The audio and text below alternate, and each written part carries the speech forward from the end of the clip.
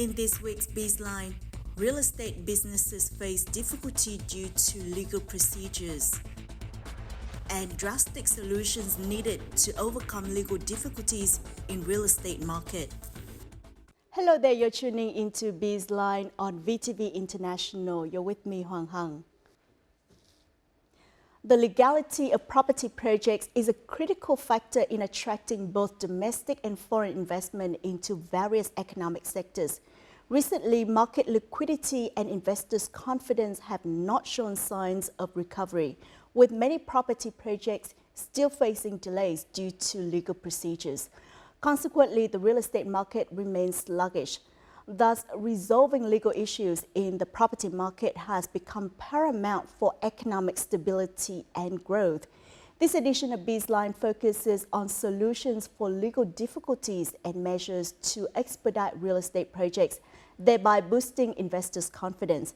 Before we delve into the details, let us start with an overview of the recent trends in the real estate market.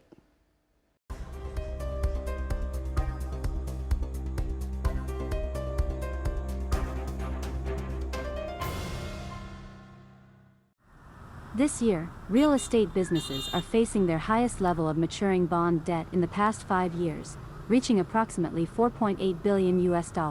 Despite this, the toughest period for real estate bonds seems to have eased, with the government implementing policies to alleviate pressure on businesses by reducing obligations for early bond repayment or buyback. According to experts, extending bond debt is considered an effective solution. It gives investors and businesses more time to restructure their financial sources, promote investment, construction, and business activities, thereby allowing the project to generate revenue and pay off debt. Investors as well as issuers have negotiated with each other to extend or restructure bond debt, which is one of the factors helping the market progress in a more positive direction. Các doanh nghiệp bất động sản đến đáo hạn nhưng thời điểm khó khăn nhất hiện nay đã qua đối với họ, được nhà nước tháo gỡ rất nhiều về vấn đề chính sách, về vấn đề pháp luật để cho các dự án khởi động lại, và bằng chứng nhiều doanh nghiệp đã bắt đầu huy động vốn để tiếp tục tái khởi động các dự án. Many businesses are now mobilizing capital to restart their projects. The improved outlook of the real estate bond market is due to low interest rates and abundant liquidity in banks. Hiện giờ thì cái nợ ngân hàng, cái lãi suất nó thấp hơn rất là nhiều. Từ đó nó tạo cái nền tảng giúp cho các doanh nghiệp và đặc biệt riêng là doanh nghiệp bất động sản, họ cũng sẽ giảm đi gánh nặng đối với lại các khoản nợ mà họ đang có. Simultaneously, enterprises with substantial outstanding bond debt have recently restructured their investments, divested and transferred projects, and even incurred losses to acquire capital for debt management. This restructuring will persist into 2024 to facilitate the transition of businesses to a new, more stable phase. Chúng tôi thấy tất cả các doanh nghiệp bất động sản này đều chống chịu và vượt qua được cái giai đoạn khó khăn nhất. Cho nên tất cả các doanh nghiệp đều đang rất nỗ lực để tái cấu trúc lại doanh nghiệp, tái cơ cấu lại sản phẩm để chuyển hướng sản phẩm về nhu cầu thực. However, challenges remain. Extending the debt repayment period just shifts payment obligations from one time frame to another. Therefore, effectively addressing the issues of real estate bonds depends not only on the financial restructuring efforts of enterprises but also on a positive rebound in the real estate market.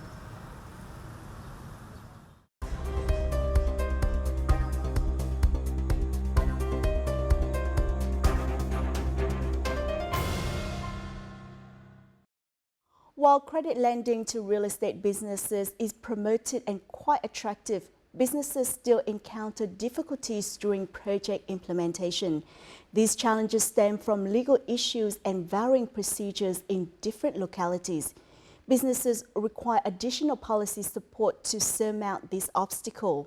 We are connecting with experts in the field, Mr. Choi Griffith, Deputy Managing Director of Savills Vietnam, and also Mr. Stephen Higgins, Head of Capital Markets of Cushman & Wakefield Vietnam, to discuss this issue. We thank our guests for joining us. Now, many experts believe that the real estate market remains a good investment channel in the long term and that the market will start recovering in 2024. So after a period of stagnation, the real estate market no longer continues its sharp downward trend. So what is your assessment of this forecast? Yeah, I think your question is interesting. It's quite loaded. So one of the key things in your opening remark is that real estate is a long-term investment. We had global headwinds that were, pressuring Vietnam's economy. So now Vietnam is in a wonderfully healthy position. We have the most amount of corporate savings and residential savings in Vietnam's history. We have low interest rates. The debts and the bond maturities are all being dealt with. And so we're just at that takeoff period now. So I expect 24 to be a pretty exciting year for Vietnam, actually. The Vietnamese economy is a growth market. It's an emerging market. And there's still a lot more growth that we're going to see with some of these economic fundamentals. And I think that a lot of that will come into the real estate sector. And we will see expansion in the real estate sector. When we break down the real estate market, there's a lot of different categories, asset classes. We look at the residential sector, where a lot of the Vietnamese retail investors enter into that market. That market's seen a lot of growth for the last 5 years. I think when we look at the developers, there's obviously some legal issues that have entered there. The interesting emerging sector has been industrial, which has particularly benefited a lot from logistics expansion and also manufacturing expansion. Coming to Vietnam, expanding here, which is great, boosting the economy, but also the sector of industrial as well. What do you think are the primary segments of real estate in 2024 and why are those segments attract investors? Yeah, so I think overall, residential will continue year in, year out. Vietnam's urbanization is very, very low, sort of less than 40%. So that means there's going to be a lot of demand. We have the wealth effect. So there's a lot more owner-occupiers entering the market. And then a lot more demand for affordable housing as well. So, residential affordable housing, lower end, I think, will continue to be interesting. I also think retail is very curious. Vietnam's retail sales of goods and services continues to grow, albeit at a declining rate. And so retail, there'll be a lot of redevelopment, suburban redevelopment, good opportunities there. And again, with the population spending, wealth effect, growth in GDP, retail is just a natural go-to. Then, of course, industrial is attracting a lot of interest as well. Some insiders also point out certain problems, including those related to legal affairs and investors' mobilization of capital for projects implementation. So how do these problems affect the process of project implementation and also the business investment environment in Vietnam? Yeah, that's interesting. I think Vietnam is a developing market, so a lot of the investment is in development projects, right? Now, the way that the system is set up here, there are various key approvals, certificates, and permits that are required throughout that process. I think some of the issues around the legal process recently has seen delays in some of these approvals being obtained, and that has caused a slowdown in the real estate sector, which has obviously been a negative characteristic. But however, the demand is still there for product and the long-term demand is still there. The government just needs to improve some of the legal issues that we're seeing.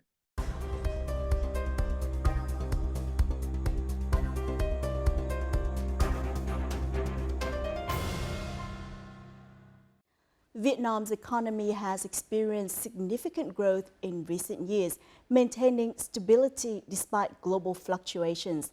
This has drawn the attention of international giants, particularly toward the industrial production sector. The real estate market especially the high-quality segments also attract numerous foreign investors and organizations. However, despite new regulations, legal procedures allowing foreign investment in this field remain restrictive. This limitation presents many obstacles in attracting investment capital into potential segments, even though such investments are crucial for promoting economic growth and improving the quality of Vietnam's infrastructure. Many real estate businesses face challenges when implementing projects. Although enterprises anticipate these difficulties and devise solutions, they still encounter issues in completing legal procedures. EIA, our environmental impact assessment, we need to put that in place. Now, imagine you have a very good investor coming in who wants to build some kind of venture, but if it's not within the EIA, then we need to reapply for it, 4 to 6 months.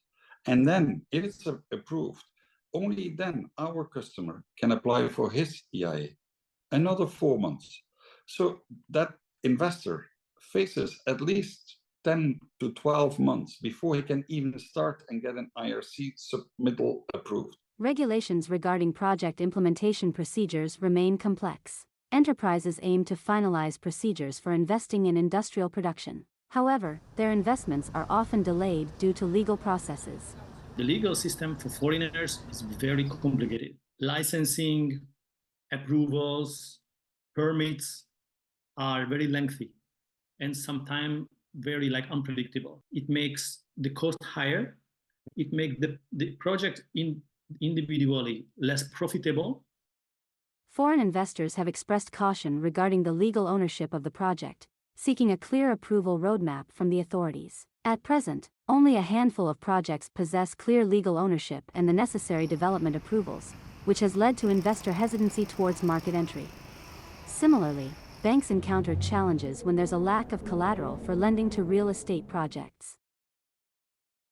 Legal framework. I think that the improving of the legal framework, housing and real estate improves the efficiency of real estate trade. So these efforts are definitely beneficial.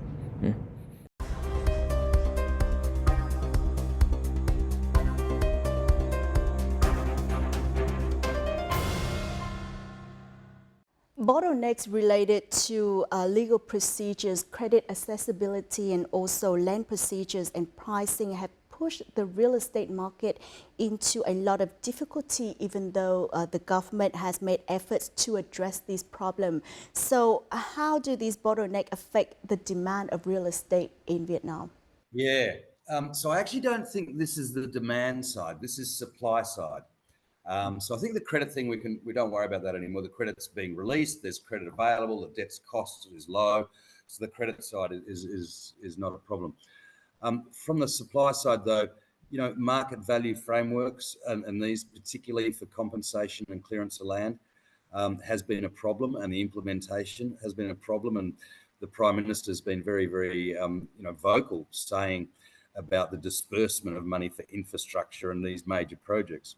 And so that's all been held up, and it's what we're moving to this market value framework and the amendments to the land law. Then we can see that there's going to be a lot of changes. Yeah, exactly. So I think one of the challenges at the moment that we're seeing, I guess, over the last 5 years, we've seen a big property boom. Prices have increased. So when developers are acquiring new projects, a lot of the land prices are very high, which is forcing prices up. That's also creating a bit of a feasibility issue in these projects as well. So I think the government just needs to have stronger town planning and infrastructure initiatives around transport, main roads, some of these factors that will make the real estate market more fluid. I think once they set the structure with that, then with you mentioned that the government's done a lot of work with the legal reform. I think they just need to make it a little bit clearer. And I think improving town planning will help with that, especially with things like construction permits and these things. In a recent dispatch, the Prime Minister once again asked the Governor of the State Bank of Vietnam to continue reviewing and finding practical and effective solutions to promote credit lending to real estate sector. He also requested the completion of a legal framework for housing and real estate businesses.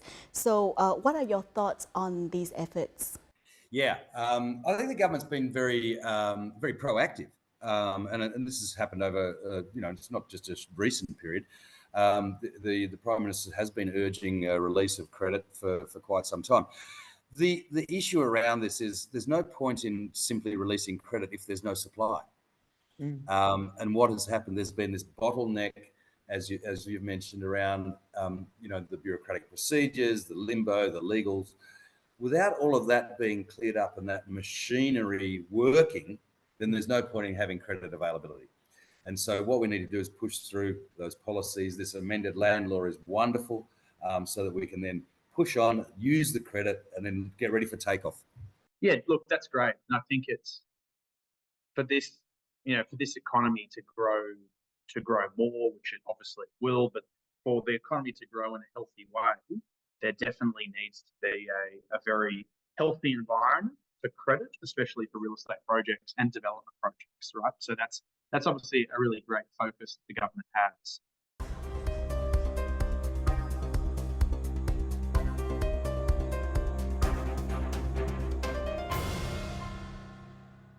The State Bank of Vietnam recently issued Circular 22.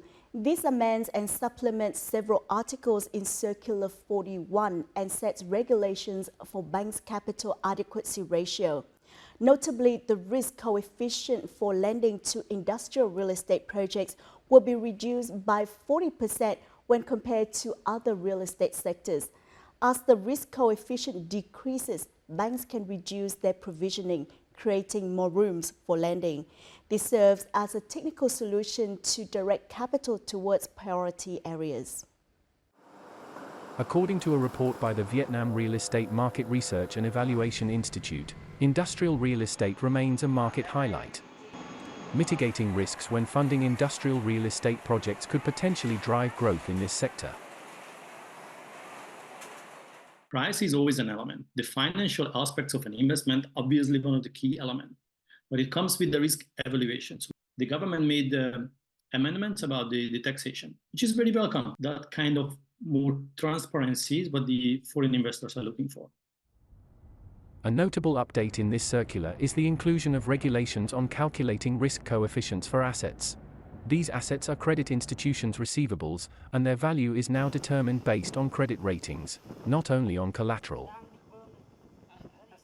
Căn cứ vào cái đánh giá xếp hạng tín nhiệm này để đánh giá hệ số rủi ro trong hoạt động mà vay tín dụng, thì điều này cũng tạo thêm một cái động lực, hay là chúng tôi nói một cái sức ép, là buộc các doanh nghiệp của chúng ta là phải hoạt động chuẩn chỉnh hơn để mình được tiếp cận tín dụng theo các cái chuẩn mực quốc tế. I believe if it becomes clearer to the government that only a drastic choice is possible, I believe one day perhaps it will happen, because that's the good thing about Vietnam. Everything is a problem, but for everything there's a solution. And I believe if Vietnam starts to realize that this is a real problem, perhaps lowering the risk coefficient will enable banks to have more excess capital for lending. More importantly, it will guide capital flows towards priority sectors like agriculture, social housing, and industrial real estate.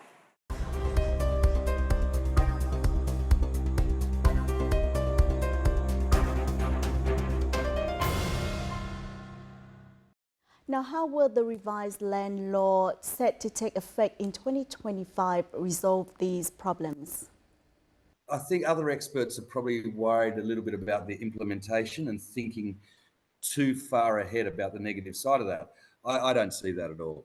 I think it's yet to be tested, of course, but I think moving towards this market value framework has, tremendous application and tremendous benefits for the development of Vietnam, whether it's infrastructure, whether it's property, whether it's, whatever. It's really good. Now, in addition to the government's determination, actions from the real estate enterprises themselves play a crucial role in reviving the real estate sector.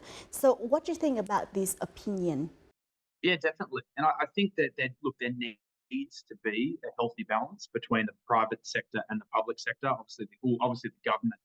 I think particularly the biggest role the government needs to play is around town planning, infrastructure, and making the process clear to deliver new projects, which they're making steps in the right direction to do that. I think it does make development more simple if the government is very clear around clearance, the land use fees, and also infrastructure. When new roads are going to be built, that obviously affects projects and how they evolve. So the government has a clear role to play there, and they are improving, and they're bringing up these new laws which are moving in the right direction.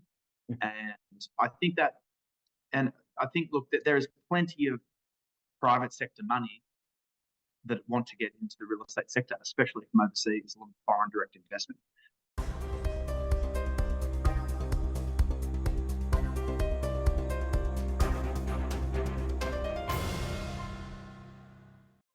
According to a report from the Ministry of Construction, since the enactment of the 2014 housing law, only about 3,500 foreign organizations and individuals have owned houses in Vietnam, primarily in big cities. For other types of real estate, there are no legal regulations permitting foreign ownership. This restriction hinders investment capital from flowing into potential real estate segments. Open up the market for VTV, so Vietnamese people living abroad, coming back, invest in real estate. It's really good. It's a good start. What could be better? To have more Western investors. That could help Vietnam a lot, to have more foreign investors. Foreign real estate developers are extremely keen to expand their presence in Vietnam, whether this is industrial, hospitality, office, retail, residential. So having a foreign component and a foreign demand segment would be very helpful for developers and the state budget. Even in the housing segment, there are many limitations on the type of property that foreigners can own. Specifically, foreigners are not allowed to own more than 30% of the available flats in a building, and no more than 30% of the total number of flats in all buildings in an area. In the case of individual houses in a project, ownership may not exceed 10% of the number of houses in the project. Many people believe that these restrictions need to be reviewed. We'd like to encourage a higher proportion of apartments and villas available to foreigners. In villas particularly, 10% is very small. You know, if a villa development is 50 units, then that's only 5 take over and become too dynamic. But at the moment, I think it needs to be stimulated more than it is. The resolution of legal procedures concerning foreign housing ownership remains a problem due to regulatory differences. The 2013 land law and the revised land law state that foreigners are not entitled to land use in Vietnam. Meanwhile, the 2014 housing law stipulates that foreigners can own individual houses and apartments. You need to mobilize a lot of cash. It's very difficult to get foreign financing for Vietnamese real estate projects, just because, again, a foreign bank does not necessarily have the collateral that it needs, because a foreigner cannot own real estate in Vietnam without limits. Thailand has built an active expatriate real estate market, particularly in Bangkok and coastal locations. Malaysia has also succeeded in promoting its second home policy. Attracting foreign investment into various types of real estate is generating significant revenue for these countries. As a bright spot in growth and an appealing investment destination, it's clear that Vietnam needs to quickly meet market demand to leverage resources for development.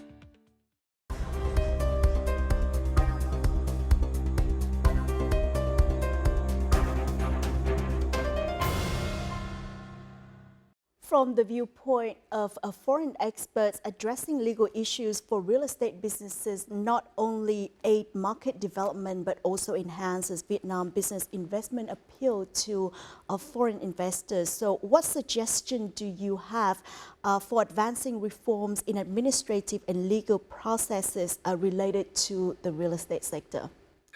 What a big question that is. I think the government's doing a very, very good job. It's very dynamic, it's very aggressive to set that framework.